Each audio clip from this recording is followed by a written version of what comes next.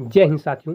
एक बार फिर से आप सभी का अपने YouTube चैनल में स्वागत है। साथियों, आज हम आपको इस वीडियो में बताएंगे कि आप समास को कैसे पहचानेंगे, बिल्कुल सरल तरीके से साथियों।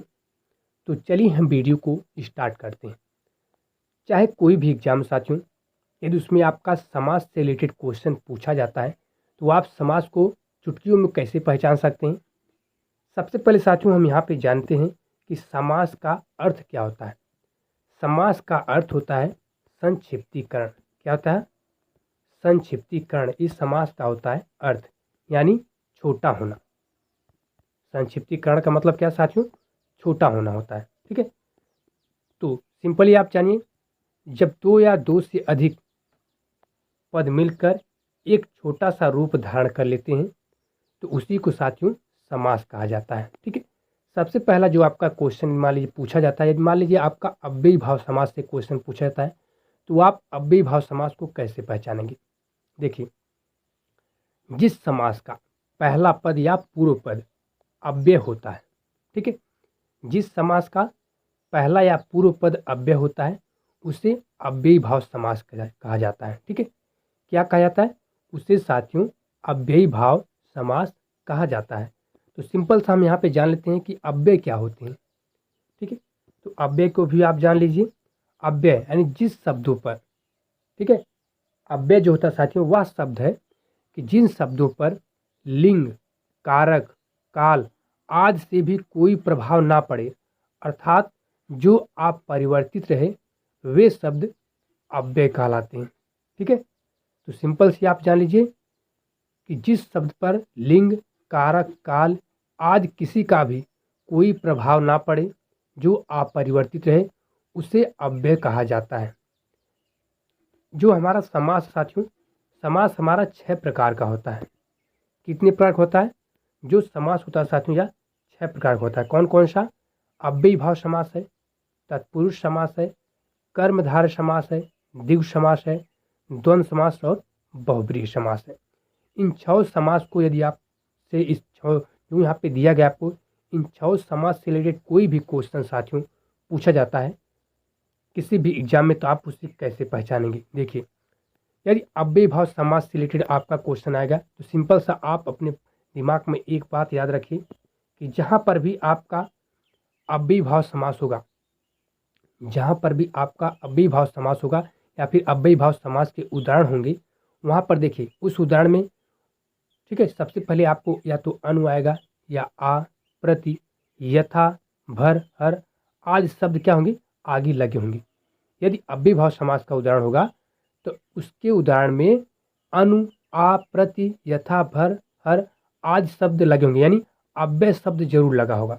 और यदि उसमें अव्यय शब्द आपका लगा हुआ है पहले साथियों, तो समझ लिए उसमें आपका अव्ययी भाव समास है। जैसे जैसे देखिए यहाँ पर सबसे पहले यहाँ पे आपको दिया गया है यथामत। यहाँ देखिए यथा लगा हुआ पहले, ठीक है, यथामत यानी मत के अनुसार। प्रतिदिन यहाँ पे देखिए प्रा लगा हुआ है, ठीक है। आज जन्म यहाँ पे आ लगा हुआ है। प्रतिदिन यहाँ पर भी देखिए आ लगा हुआ है। प्रत्येक यहाँ पर भी आपका प्रा लगा हुआ है। आजीवन में देखिए आपका आ लगा हुआ है, ठीक है। आमरण में आपका आ लगा हुआ है। निडर देखिए यहाँ पर भी आपका नी लगा हुआ है, ठीक है। इसी प्रकार जहाँ पर भी जिस उदाहरण में आपको पहले अव्यय लगा हुआ शब्द आए, वहाँ पर साथियों आपका अव्ययी भाव समास ही होगा, ठीक है। अगला साथियों आपका तत्पुरुष समास। देखिए, तत्पुरुष समास को आप कैसे पहचानेंगे। देखिए, तत्पुरुष समास पहचानने का सिंपल सा ट्रिक है साथियों कि समास को अलग करने पर, यानी समास विग्रह करने पर। समास को अलग करने का मतलब साथियों कि समास विग्रह करने पर यदि बीच में का, की, के लिए, में, पर, से आदि शब्द आते हैं तो वहाँ पर साथियों आपका तत्पुरुष समास होगा। कैसे? जैसे देखिए, जैसे यहाँ पे देखिए आपको उदाहरण दिया गया है कि रसोई घर, इसका जब समास विग्रह हुआ हो गया रसोई के लिए घर। यहाँ पे देखिए के लिए शब्द आया है। क्या आया है? यहाँ के लिए शब्द आया है। इसी प्रकार गुणहीन, गुण से हीन, यहाँ पे देखिए से लगा हुआ आया है। जल धारा यानी जल की धारा, यहाँ पे की लगा हुआ है। गृह प्रवेश, गृह में प्रवेश, यहाँ पे में लगा हुआ है। नरोत्तम, नरों में उत्तम, यहाँ पर भी में लगा हुआ है। तो यदि इस प्रकार से बीच में समास विग्रह करने पर यदि बीच में आपका का, की, के, में, ठीक है, से आदि शब्द आते साथ ही, तो वहाँ पे आपका तत्पुरुष समास होगा। ठीक है, ये सिंपल सी आपकी पहचान है। अब साथियों हम जानते हैं कर्मधारय समास को आप कैसे पहचानेंगे। देखिए, जहाँ पर भी आपका कर्मधारय समास से रिलेटेड उदाहरण पूछा जाएगा, यानी यहाँ पर यदि विग्रह करने पर, यदि समास विग्रह करने पर दोनों पदों के बीच में है जो के समान दो शब्द आते हैं। क्या? यदि समास विग्रह करने पर है जो और के समान, ठीक है, ये दो शब्द आते हैं साथियों, तो वहां पर आपका कर्मधारय समास होगा। कैसे?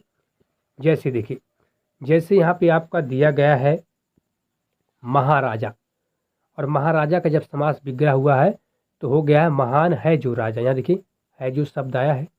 नील कमल, नील के समान कमल, यहाँ पर के समान शब्द आया हुआ है। सूरजमुख यानी सूरज के समान मुख, यहाँ पर भी के समान आया है बीच में। महारत्न यानी महान है जो रत्न, यहाँ पर है जो शब्द आया है। और प्रधानाध्यापक यानी प्रधान है जो अध्यापक, तो इन सब में क्या है? इस सब में साथियों आपका कर्मधारय समास है। क्या है? कर्मधारय समास है। ठीक है, तो यदि बीच में आपके है जो और के समान शब्द आते हैं समास विग्रह करने पर साथियों, तो वहां पर आपका कर्मधारय समास होगा। अब साथियों आपका जाता है द्विगु समास। द्विगु समास को पहचानना बेहद ही आसान है। क्यों? क्योंकि साथी जहां पर भी आपका द्विगु समास होगा उसका पहला पद संख्या होगा। क्या होगा साथियों? संख्या होगा। इसमें समूह या समाहार का ज्ञान होता है। तो दो चीज़ आप अपने दिमाग में याद रखिए कि जहां पर भी द्विगु समास होगा वहां पर उसका पहला पद संख्या होगा, और आपको समूह या समाहार का यदि ज्ञान होता है तो वहां पर आपका द्विगु समास होगा। कैसे? जैसे साथियों यहाँ पर देखिए आपको दिया गया सबसे पहले चौराहा। चौराहा में आपको सबसे पहले 4 संख्या आ रही है। ठीक है, आ रहा है कि नहीं? तो 4 जो आ रहा है संख्या है, और चौराहा मतलब एक समूह का भी ज्ञान हो रहा है, यानी 4 राहों का समूह है, इसलिए इसमें आपका द्विगु समास है। ठीक है, अब इसके बाद तिरंगा। तिरंगा में सबसे पहले आपका 3 आ रहा है, ये भी आपका संख्या है, यानी यहाँ पे 3 रंगों का समूह, यहाँ पर भी समूह का ज्ञान हो रहा है। पचरंगा, पच में यहाँ देखिए 5 आपका आ रहा है, संख्या सबसे पहले, यहाँ पर 5 रंगों का समूह।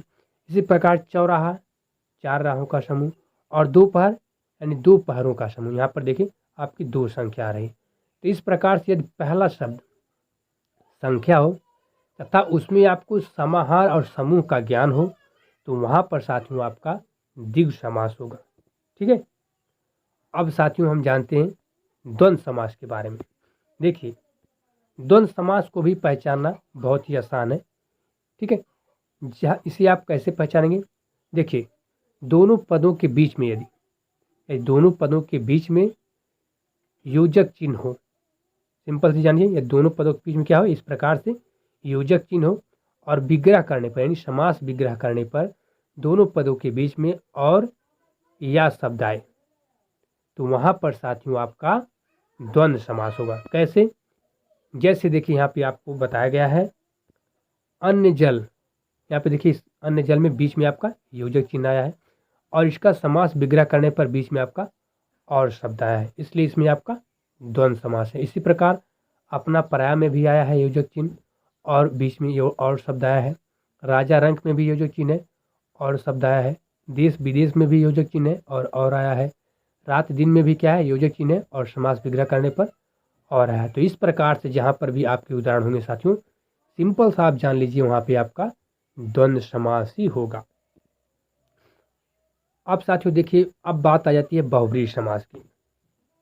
जो आपका बहुब्रीहि समास साथियों, इसको भी आप आसानी से ही पहचान सकते हैं। कैसे? देखिए, जहाँ पर भी साथियों आपके बहुब्रीहि समास के उदाहरण होंगे वहाँ पर सिंपल सी आप बात जानिए, उसमें आपके देवी देवताओं के ज़्यादातर नाम होते हैं। क्या होते हैं? देवी देवताओं के नाम ज़्यादातर होते हैं, और इसके अलावा आपके पर्यायवाची शब्द समूह के लिए एक शब्द भी आता है।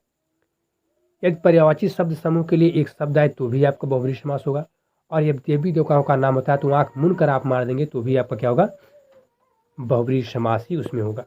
जैसे साथियों देखिए, जैसे देखिए यहाँ पे आपको दिया गया है, सबसे पहले आपको दिया गया है दशानन। दशानन यानी 10 है आनन जिसकी, ठीक है, 10 है आनन जिसकी अर्थात रावण। और एक चीज और भी आप ध्यान देंगे कि जो बहुब्रीहि समास होता है यहाँ पे तीसरे शब्द का ज्ञान होता है। क्या होता है? तीसरे शब्द का, ठीक है, ये चीज भी आप ध्यान में रखेंगे। यदि तीसरे शब्द की ओर इशारा करता है यहाँ पे बहुब्रीहि समास में, तो भी आपका क्या होगा? बहुब्रीहि समास होगा। या फिर आपका देवी देवताओं का नाम आता है, या फिर पर्यायवाची शब्द समूह के लिए एक शब्द आता है साथियों, तो भी आपका क्या होगा? तो भी आपका इसमें बहुब्रीहि समास होगा। जैसे दशानन, 10 है आनंद जिसके, 10 आनंद किसके थे? रावण के पास। यहाँ देखिए तीसरा ज्ञान हो रहा है। इसी प्रकार मुरलीधर, मुरलीधर भगवान का नाम है, देवी देवताओं का नाम आ गया है। इसके अलावा मुरली धारण करने वाला, तो मुरली धारण करने वाले कौन है? श्री कृष्ण भगवान। यहाँ पर देखिए तीसरे का भी ज्ञान हो रहा है। इसी प्रकार त्रिलोचन, त्रिलोचन किसको कहा जाता है? शंकर भगवान को। तो देवी देवताओं का नाम आपका आ गया। और त्रिलोचन यानी 3 आँखों वाला, तो 3 आँखों वाले कौन है? भगवान शिव है। इसी प्रकार चतुर्मुख, चतुर्मुख का मतलब 4 है भुजाएं जिसकी, तो 4 भुजाएं किसकी है?